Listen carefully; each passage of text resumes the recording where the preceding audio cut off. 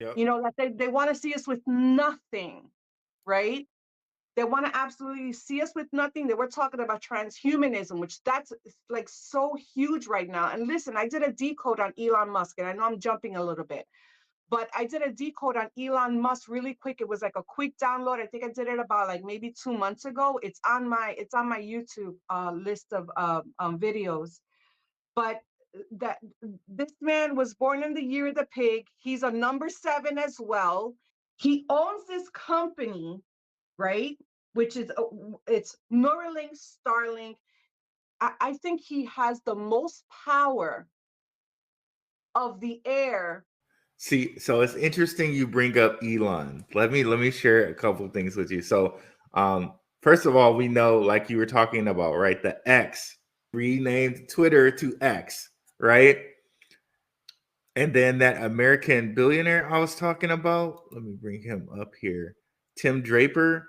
I thoroughly believe that Elon is one of his like agents, or these guys have some type of relation here.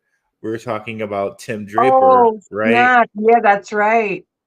And Tim Draper, he owns Coinbase.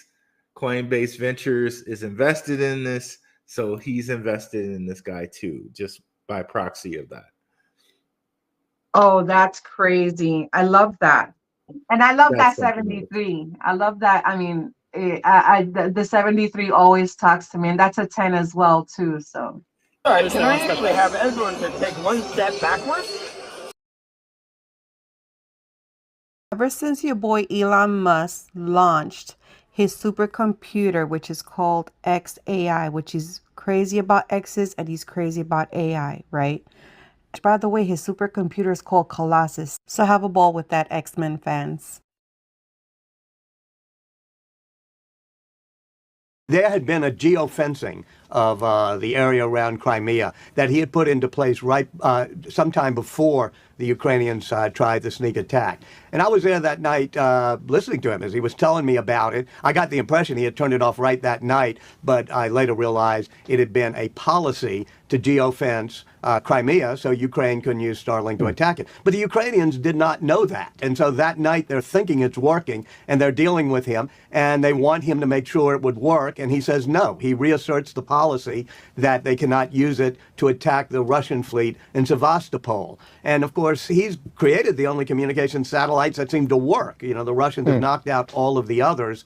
And that gave him an enormous amount of power to have this policy that it could not be used for offensive purposes in Crimea. I think afterwards, we were talking about it, he felt he almost had too much power, and he ends up making a deal with the U.S. government that he's going to sell a certain amount of military-grade Starlinks to the U.S. government so they get to make the decision of how it's used. Elon Musk has an innate ability to do what he does, and it's very unique to him. A mastermind, if you will. Now, it is rumored that people believe that he is an archon in the flesh or he works for the archons. I have no idea. But if he is or he does, it would explain a lot. One thing that I can show you that is a fact is that his name in gematria matches with "we are all clones." So go figure that one out. And what are clones if not synthetics? Probably none of us will have a job. There will be, but in that benign scenario, there will be universal high income, not universal basic income, universal high income. There will be no shortage of goods or services. And I think the benign scenario is the most likely scenario, probably, 80% likely if you ask, in my opinion. The question will not be one of lacking goods or services. You'll have everyone will have access to as much in the way of goods and services as they would like. The question will really be one of meaning, of how, if the computer can do, and the robots can do everything better than you, then does your life have meaning? I was moved by spirit to do a live today to talk about this incoming inevitable shift. and I understand people are shifting in and out of timelines all the time, right? But what makes this particular shift that I'm referring to vitally momentous involves the changing of the financial system forever, which is the transitioning of paper money into digital. Now, I understand that a lot of people don't like this idea. I don't like the idea either.